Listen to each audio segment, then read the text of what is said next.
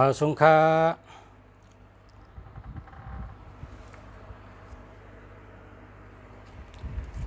าพ่อแม่พี่น้องเขากล้ามาสงค่าเมื่อในเอาตัวนับซุมมีเงินหนำมาตอนมาปั่นพ่อแม่พี่น้องเขาเล็บเห็นตัวเล่หลาตัวเพราะว่าเกี่ยวจะในก็เอากระจายตื้อเลยครับกำกันเนาะทำได้เสียงกำ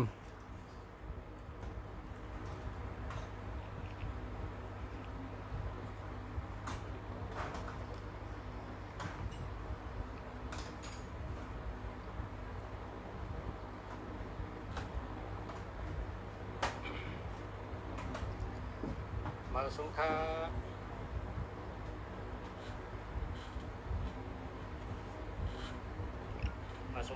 พ่อแม่พี่น้องเขากล้ามาสงค่า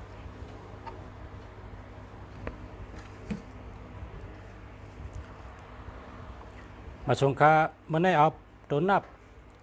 ปุ่นตาก้นเกี่ยวซื้อที่ก้นเกี่ยวซื้อที่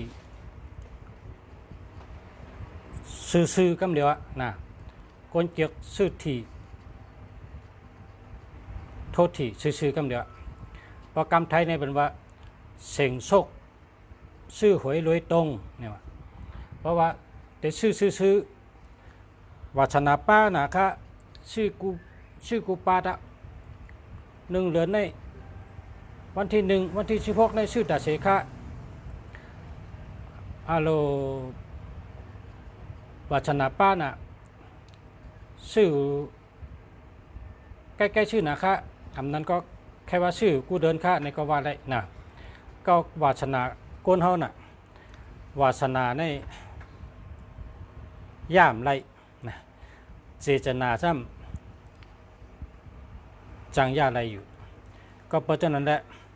วาสนาย่ามไรมันเป็นตั้งเกี่ยวเจอตั้งเสื้อเจอมันเป็นนะตั้งเกี่ยวเจอเสื้อเจอเปิงหนึ่งนะเป็นตีมุงมองอันหนึ่งเพราะกรรมมาในว่าอภินเปอเปียวตันเนี่ยว่าเรียนเราตั้งเกี่ยวแกนะเพราะฉะนั้นแกเนี่ยพระตั้งไทยก็ว่าหายเครียดหายเหงานะลองไปเถอะนั่นน่ะพระไทยก็นะมันสนุกดีนั่นน่ะมันเจอเสื้อเจอมันเปวาสนาเขาอินนั่น วันที่1วันที่16ค่ะมันในมาปันอันก้นอันเด่นเจ้านั้นค่ะซื้อกำเดียวค่ะนะเป็นเส้นตั้งมันกำเดียวค่ะอันนี้แหละนะ8 7 7 8นี่มีนำก็คือดีกันนั่นเพราะแต่เรียนเพราะแต่ซื้อที่กินนี่นะมันใครมีเป็นหลายปีก็แล้ว8 7 เท 7 8 เท 8 7 เท 7 8 เท 8 7 8 เท 8 7 8 เทเฮ็ดไหนก็ไรนะเพราะแต่ว่าข้าได้ซื้อที่กินแล้วก็การทางก็เฮ็ดแค่การทางก็เป็นอันตายอยู่รอดแต่วาสนาครับไม่วาสนาครับป้าจึงลองทดที่กินเนี่ยนะเพราะวาสนามันก็วาสนานะกูก็มัน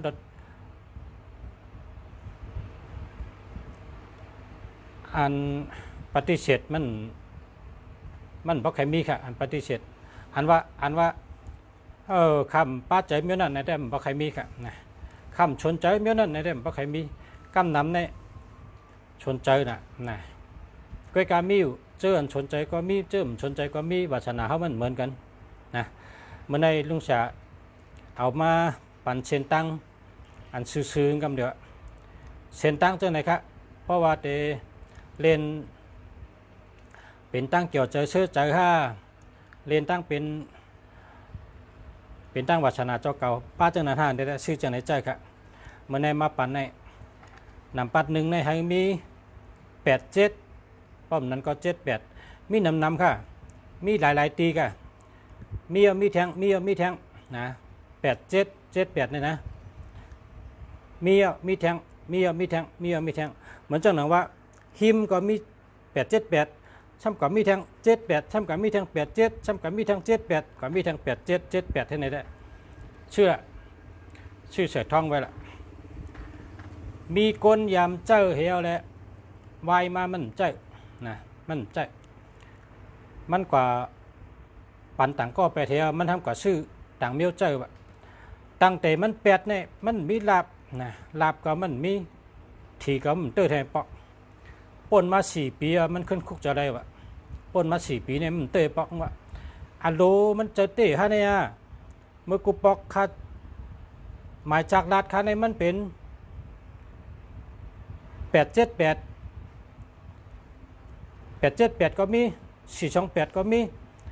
มันวันนั้นได้พอซื้อ10 ปอกในมันไหลอยู่5 ปอก6 ปอกเมื่อนั้นได้เนี่ยว่าเมื่อนั้นเป็นนั้นค่ะกับปันเป็นเจ้าเฮียนะครับปันก็ในเจ้าของปนมา4 ปีในอาโลคัสชื่อแต่เฉมันไหลแทงปอกนะญาติแทงปอกมันตื้อแทงปอกในเนี่ยว่ามันขึ้นคุกจะไรนะคุกจะไรเฮียกองมันเตรียมลง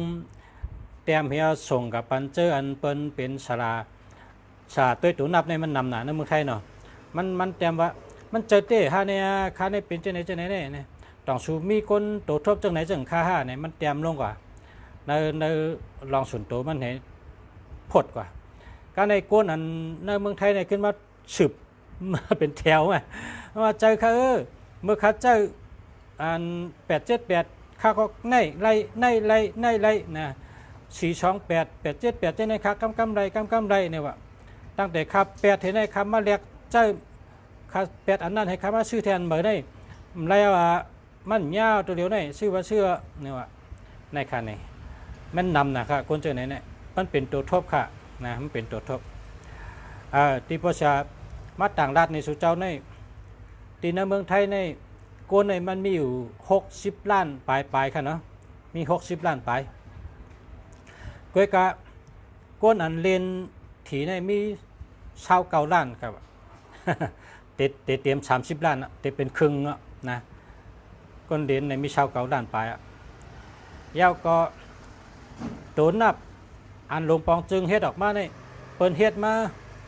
200 ล้านตัวครับ200 ล้านกับในโกนถ้ามี60 ล้านแกเฮ็ดสั่งอะไรเปิ้นเฮ็ดนำในก็เปิ้นว่าพอเป็นคนมีเงินพอเป็นคนเล็บเห็นลองตัวนับเนี่ยเขาเอา8อันที่เจ้าเนี่ยเขา8ไว้เป็นกองเขาขายก็ไม่ไรเจ้าก็ไม่ไรมันมีคนเจ้าของเขาอันที่เปิ้นเจ้ากันว่านั้นเปิ้น8เป็นกองให้ก็เจ้าก็ไม่ไรปันเปิ้นไรก็เปิ้นเอาแจกเปิ้นก็เปิ้นเอานะปันไรก็เปิ้นเอามันอันยุกยักนำนะคนในเพราะว่าผู้ที่ปองในซ้ำเลือกเจ้าอันดีเจ้าในเขาแต่ว่าเปิ้นเทออกมาเป็น200 ล้านครับอันปองค่ะนะ2 ปากล้านนะ2 ปากล้านอันปองนะก็กะโกนทำมีกะมี60ไปค่ะล้านเฮ็ดนำทนนะเฮ็ดกะเฮ็ดเถงเจ้าได้หมดท่านไหนก็เจ้าได้หมดค่ะมัน8นำน่ะเปิ้นเลือกเจ้าอันดีก็ค่ะก็เพราะฉะนั้นแหละที่ในเมืองไทยเฮาก็ขึ้นใหญ่มาสูงมากกูวันพอเมืองไทยเฮาขึ้นใหญ่มาสูงมา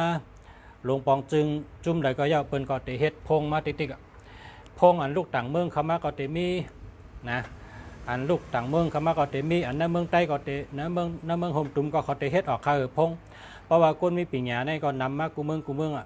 ลูกเผอลังมันเปิ้นก็ส่งก็เฮ็ดเมืองนอกเมืองนาก็เฮ็ดมามีตังหูมาเปิ้นก็ได้เฮ็ดพงทางอินพงเมืองใต้ก็ได้เจ้านะพงเมืองโฮมตุ่มก็ได้มี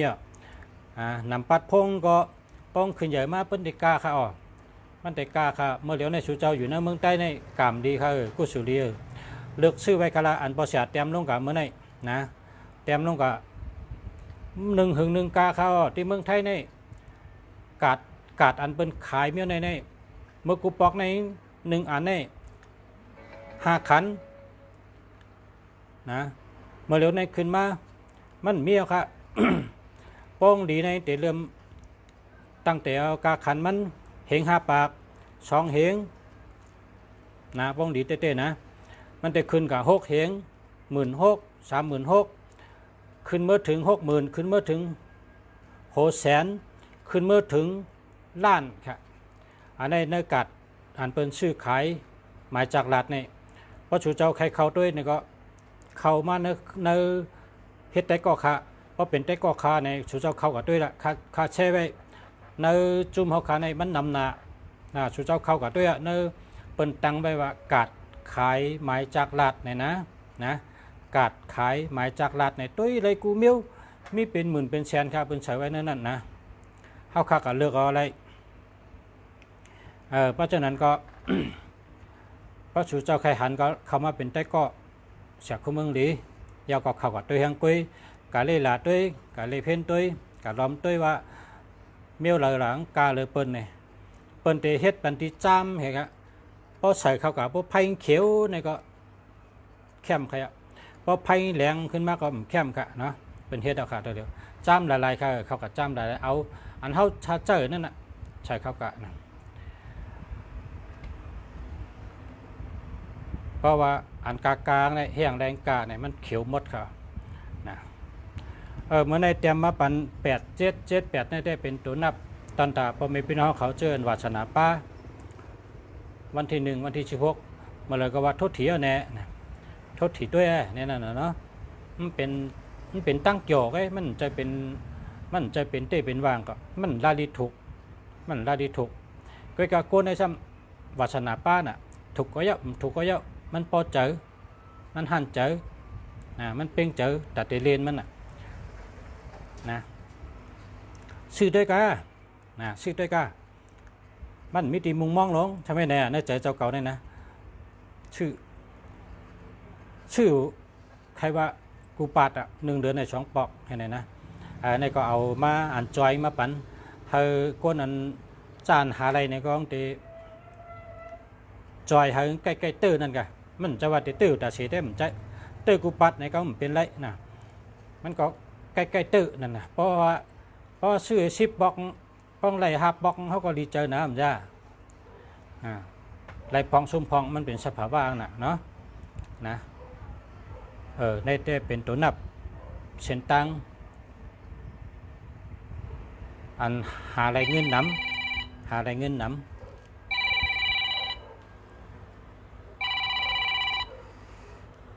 เอาค่ะ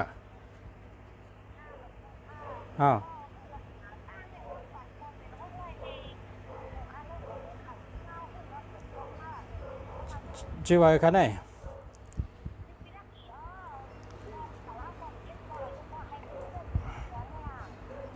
อันชื่อเมย์ได้แต่มาชื่อผัวว่าเหร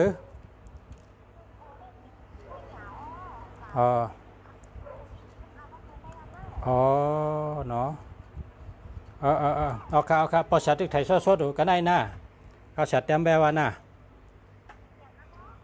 พอชัดเต็มแบบว่าพอชัดที่ไทยสดๆแต่กำพอชัดทั่วขึ้นนะค่ะ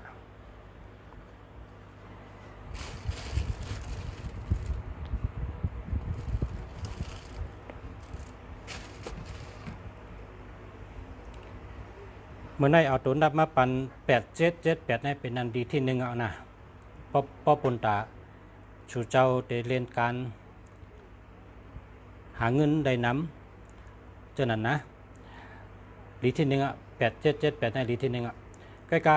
ๆมันหนูมีน้ำมีช้ำมีช้ำมีเคยเยอะๆมีหลายตีนะมันจะว่ามีตีเร็วไปเพราะให้มีหลายตี1ชั้นดีนะ8 7 8 8 7 8 8 7 8เพราะนั้นก็8 7 7 8 8 7 7 8เนี่ยด้วยนะมันก็ถึงแค่ดีป้องหาอะไรซ้ำอันสืบมาแทงก็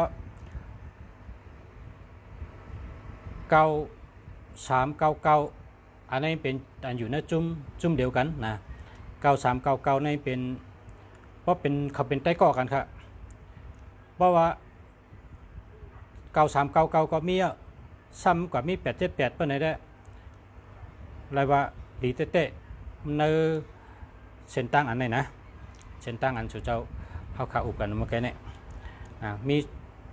399แล้วก็มีทาง878เปิ้นได้ไรว่าดีเต้ๆเพราะว่ามันไรค่าหายับเนี่ยนั่นแหละในก็เอากำยาเฮิงป้าให้3ตัวนั่นก็3ตัว4ตัวนั่นก็นะพอจัดเต็มนั่นก็มีอยู่4ตัวก็มี3ตัวก็มีอยู่ตัวเอาค่ะละนะเต็มปันนะอันนี้ก็มันปังว่ามันได้มาปันโดนนับหมายจากรัฐเจอก็เจอไร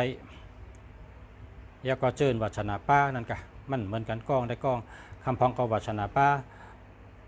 ตั้งกาตั้งขายในซ้ำโดยเจอโดนนับมันจังประชาปันว่าเมื่อซื้อนั่นโดนนับกาขายคำพองซ้ำโดยเหตุการณ์งานหรือมีแห้งในก็ซ้ำเจอโดนนับอันมีแห้งนะโดนนับเฮิงป้า3น้ำอันนั้นเป็นตัวมีแห้งนะคำพองเพิ่นทำเป็นก้นห้องกำต่อยติ่งห้องกำในก็ดูป้าตัว6น้ำมันเป็นรองตั้งเกี่ยวซื้อใจ อยากอะไรเงินเพราะเป็นรองกับสืบรองรัดจารองอุบกันในซ้ำตัว2น้ำ2ใน2 4 2 6 2 9จะไหนมันปั่นรองอุบรองจารองกับสืบคนเพราะขมีปัญญาซ้ำหรือเป็น5 4 4 5 1 5 4 1 4 5 5 1 4 4 5 1เฮ็ดไหนมันก็เป็นรองปิญญาลีตั้งหูน้ำปิญญาตัวตอนเพราะใครเป็นรองเมตตาก็เฮมีเงินก็เฮมีนะเมตตาก็ดีเงินคำก็ซ้ำไรง่ายในซ้ำหรือเป็น632ปินกับปินมา6324ปิน6กำ6324ปิน6กำอันเต็มน้องกับเมื่อว่านะ2 6 3 2 6 3 2 4 6 4 6 4แล้วก็2 3ให้ไหนเขานั่นเป็นลองว่าเมตตาดีเลยง่ายๆมันกว่าสายแล้วสายนั่นเส้นตั้งอันเขาขามาลัดสู่เจ้าเนี่ยจะว่าเขาขาลัดกูวันมันเย้าเลยปอกมันไปเย้าง่ายๆครับนะทางหลายปีอยู่ค่ะเดี๋ยวเย้ามันก่อมเย้าเลยเพราะว่ามันปินกับปินมาเฮียก็พี่น้องก็ถามมาแล้วก็เขาออกมาลัดปันนี้อันย้อนมาอันถามมาก็มันกว่าเส้นตั้งเผอเส้นตั้งมันนี่ค่ะมันจะกัดตั้งเดียวกันมันจึงเพราะเป็นโจรก็โลกเฮ็ดก็โจรเพราะเป็นมนเจ้าก็เฮ็ดก็มนเจ้า เพราะเป็นก้นก้าก็เฮ็ดก็ก้นก้าเส้นตั้งเผอเส้นตั้งมันเป็นเส้นตั้งหากินก้นเฮานะมันโหลเน่กันนะอย่าไปเน่กันอย่าไปเซ่กันอย่าไปลากันอย่าไปวางกันก้นเฮาคาในอันดีกูก็มันก็มีเผออันให้กูก็มันก็มีเผอตั้งดีตั้งให้มันมีจอมกันค่ะนะตั้งดีตั้งให้มีจอมกันมันอย่างไรเป็นวันเมืองตีเข้มแดบมันมีทั้งสีขาวและสีล้ำนะมีทั้งกลางวันและกลางคืนแล้วก็มี มีคนยิงและคนใจมันมี2มิวค่ะในหลุมพระในเฮาคาโลไว้ใจดีใจเย็นใจยาวใจกว้างใช่แล้วเฮ็ดก่อกันกะเกี่ยวเชื่อเฮ็ดก่อกันมนเชื่อหากินหายำจอมกันกัดเย็นลอยเมตตาตะลาหักเพ่งเป้งเจอฝึกจืนขาวเสือลัดต่อตัวเก่านำเฮเปิ้นลัดต่อตัวเก่านำเลยเปิ้นหักตัวเก่านำเลยเปิ้นพร้อมตัวเก่านำเลยเปิ้นรู้ตัวเก่านำเลยเปิ้นลุ่มลาตัวเก่านำเลยเปิ้นเพราะตัวเจ้าเก่าฮู้จักตัวเจ้าเก่าดีๆเนี่ยคนรอบข้างเจ้าเก่าก็ได้หักเจ้าเก่าเพราะเฮาเตกะไว้พลาเผื่อเฮาเตกะไว้พลาเพราะเฮามีปอเมตาเฮาไว้ปอเมเฮาอันตั้งหรอกไว้ปอเมเฮาลุ่มลาปอเมเฮาเลี้ยงดูปอเมเฮาเย้าจังก้อยกับไว้พลานะพลานั่นไว้กำหลังปอเมเฮานั่นโดยได้ลุ่มลาอ่อนตั้งโดยได้หักเขาหรือลุ่มลาเขาเฮ็ดก็เขาลีเลี้ยงเขาลีด้วยถึงเขาลีเกจูใหญ่ที่หนึ่งเป็นปอเฮาเมเฮาแล้วก็ตูเฮาในปอเฮาลุ่มลานะมันก็เต็มมีหลังขึ้นใหญ่มีต้องอยู่ดีเขาหลุลุ่มลาตัวเขาอยู่ดีกินหวานเขามีตั้งขึ้นใหญ่เขาเลยปีญาเขาอยู่ดีกินหวานเจ้าในเขาหลุลุ่มลาตัวเขาเจ้าก้นเท้าได้เอาในบนว่าช้อนไว้ว่าเผื่อตากับพร้อมเปิ้นตาเขาหนังกันพร้อมกันเชอ่อนตั้งกา เฮาหนังกันพร้อมกันเฮาหนังกันฮักกันเฮาหนังกันจอยกันเย้าเฮาจังก้อยกับจอยเปิ้นเฮาจังก็ฮับพร้อมเปิ้นก็ได้มาพร้อมเฮาเฮาหลเฮาหนังกันดูพร้อมกันเฮาหนังกันดูฮักกันเฮาหนังกันดูจอยกันอ่อนตั้งว่าฉะนั้นนั่นน่ะตัวเฮาในหลายใหญ่ๆน่ะเฮาหลุดจอยตัวเฮาอ่อนตั้งนะเพราะกลางเนยเนี่ยเฮาลุกมาเนี่ยเฮายุ่มหึงยุ่มสันนหมันจำพอเฮาหันเปิ้นเฮาต้องยุ่มต่อไรตัวเจ้าเก่าแห้งแล้วยุ่มต่อไรนะตัวเฮาในเฮาดูขึ้นยุ่มปันแห้งใจตัวเฮานะขอบคุณตัวเฮาขอบคุณมีหิมหอมเฮาขอบคุณคนอยู่จำเฮานะขอบคุณขอบใจนะขอบใจตัวเฮาขอบใจเครื่องใจโคตรเฮาขอบใจคนหิมหอมเฮาขอบใจคนอันเฮาไรปึงอิงอาโกไรอยู่จำกันอยู่ตาเฉตั้งวันตั้งคืนเฮาหลบหมอกขอบใจพอเฮาหมอกขอบใจเฮาเปลี่ยนคนหูเกจูตั้งแต่เอาตัวเฮาขึ้นตัวเฮาแลหิมหอมเฮาขึ้นกว่าปานนี้เฮาก็จะเป็นคนอันเจาะใจตั้งวันนะพอตื่นมากันนะเจ้าเฮาไว้เจอเกี่ยวเฮาวนลองเกี่ยวเฮาอุบลองเกี่ยวเฮาตั้งเกี่ยวใจตั้งเฮ็ดตั้งลัดตั้งบ่น3มิ้วนะให้เป็นน้องเกี่ยวจังไกลูกออกพามานะเพราะให้นั้นเนี่ยเฮามีลาบกูวันเฮาก็เจอดีกูวันเฮาก็อารมณ์ดีกูวันนะเฮาหลบบริหารอารมณ์เฮาตั้งแต่เฮาตื่นมาพอตื่นมาเนี่ยเฮาวนลองดีกำเดียวเฮาแต่เลยตั้งเกี่ยวใจเสื้อใจให้เลยตื่นขึ้นมาพอตื่นขึ้นมาเนี่ยเฮาก็แต่เลยเจอเกี่ยวทั้งวันพอเฮาเจอเกี่ยวเฮาก็เลยลาบนะลาบเฮาก็เข้ากูวันมาชมค่ะพ่อแม่พี่น้องเขาค่ะ0829632586ดีค่ะดีค่ะ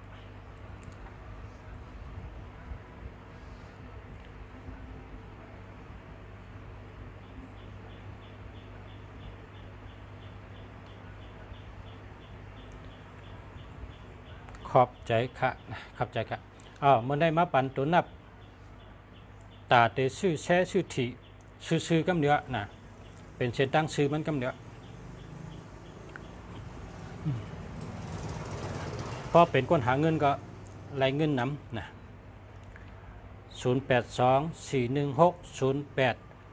0824160864อันนี้หามาค่ะ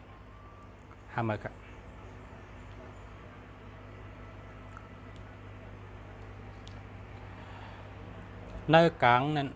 มี6ค่ะมี6ส่วนค่ะ60เนี่ย02ให้เนี่ยหาบาทกำเดียวนะบาท0ทางอ่ะนายไปอยู่ในกลางก็หลุดหาบาทวะนะ0942886500นะ50เนี่ยฉันเป็นคนติดที่อันเฮ็ดก็หยาบนะ50เนี่ย509เนี่ยให้ก็หยาบนะเอาเจอตัวเองเป็นลักเป็นห้องว่านายอำเภอเป็นนายอำเภอตัวเจ้าเก่าในเจอกูเมียวจือกูเมียวแมนกูเมียวนะคนเฮ็ดคนอยู่จำอยู่หยาบรักมาค่ะ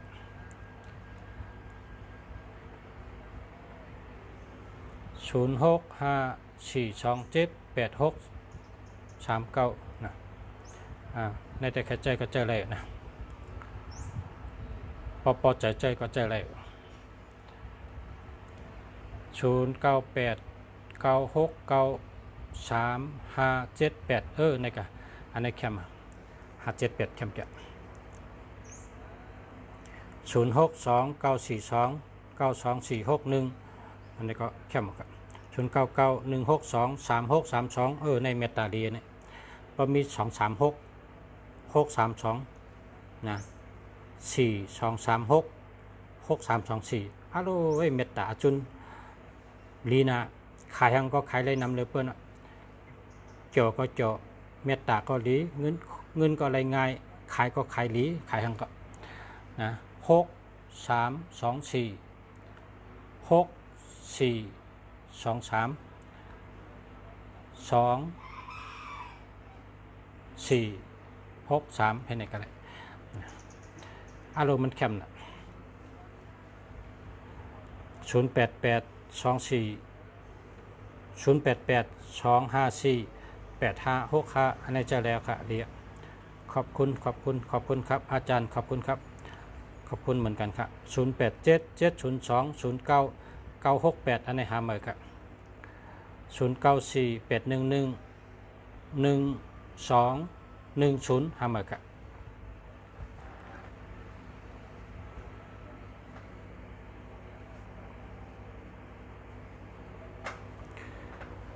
062 965 9529อันนี้ดีค่ะซื้อค่ะเพราะใครเตอก็878ก็ซื้อได้878นะ878ให้มีหลายๆตีนะให้มีหลายๆตี878เนี่ย878ก็ซื้อได้เพราะใครถูกก็099 053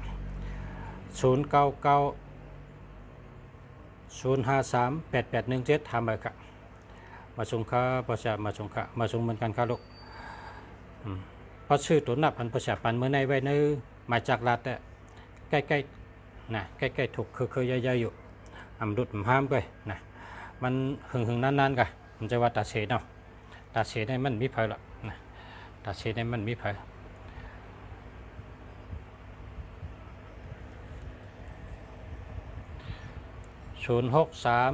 487 8894ใช่แล้วครับ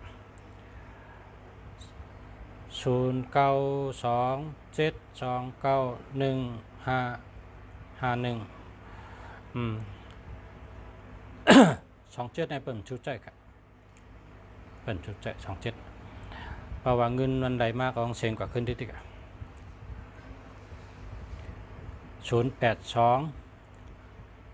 245 6989อันนี้ดีครับ061 286 4934อันนี้หาเมอครับหาเมอ065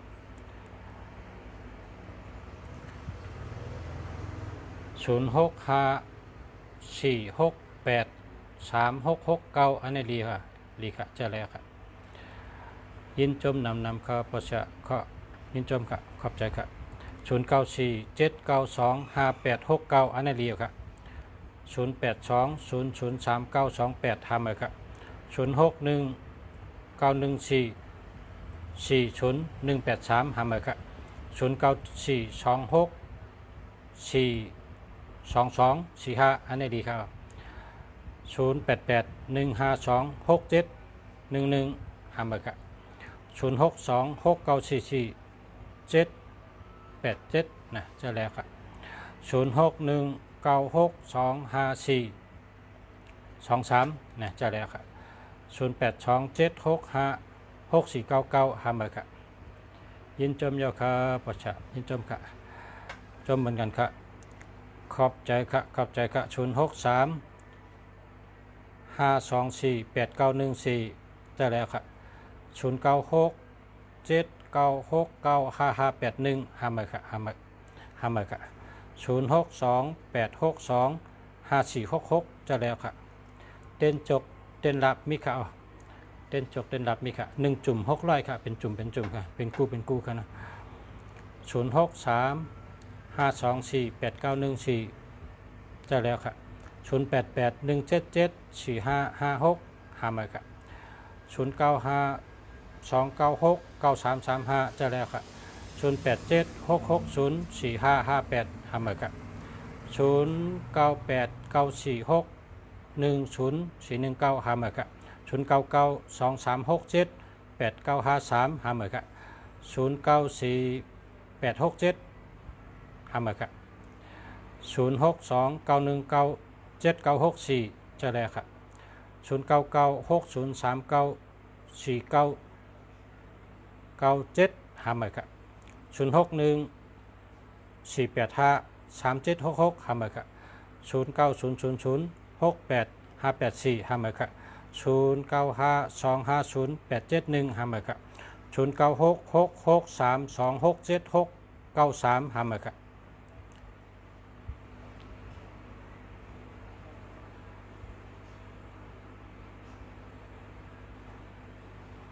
094 895 8161หามาค่ะ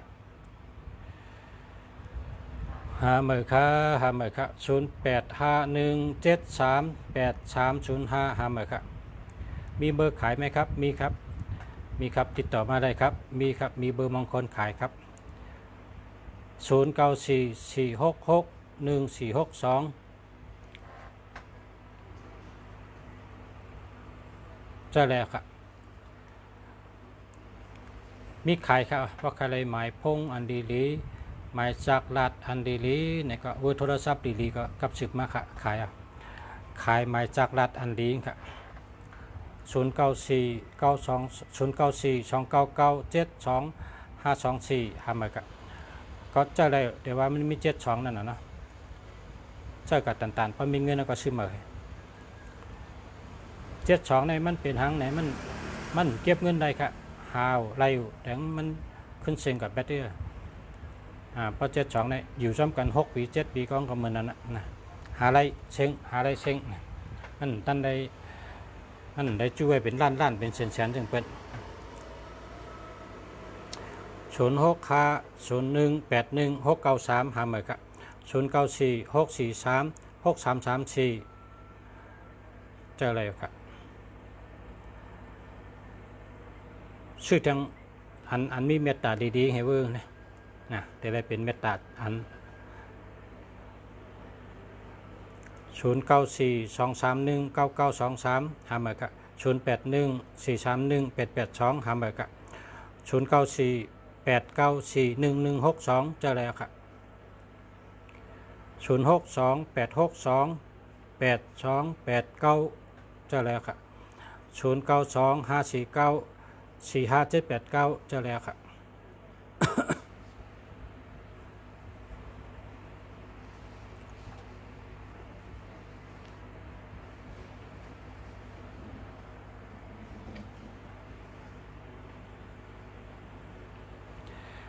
0966159151ใช่แล้วครับ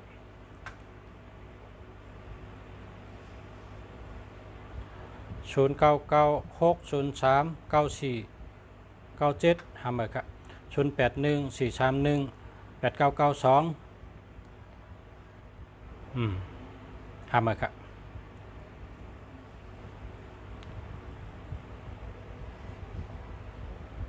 กรุงเทพก็ส่งค่ะกรุงเทพก็ส่งค่ะส่งไปรษณีย์ค่ะ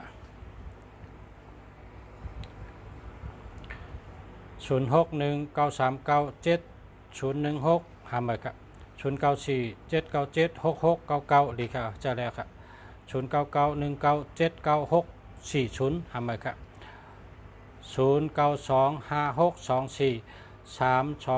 0925624339อันนี้แค่มาหมายจากรัฐขาย1 อันก็คือค่าหมายจากรัฐขาย1 อันถูกก็มีอันถูกก็มีนะอันปองก็มี0619652423นะจะแล้วค่ะ0990538817หาเหมือนกับ09926845จะแล้วค่ะ06271382หาเหมือนกับ0836910047หาเหมือนกับ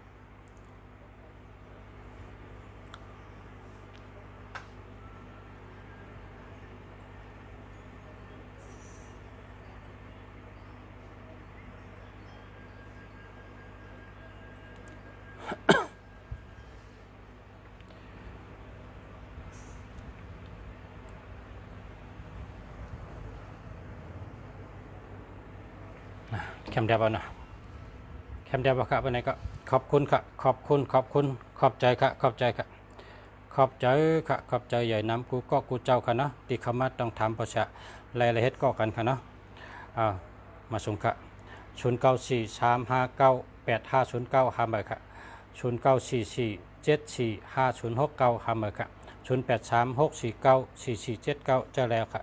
0873020968หาเหมือนค่ะมาส่งค่ะยันสู้พ่อแม่พี่น้องผู้ทำยินกูก็ค่ะให้ได้อยู่ดีกินหวานดัดเพชรดอยยันเพชรก้างยันก้างค่ะ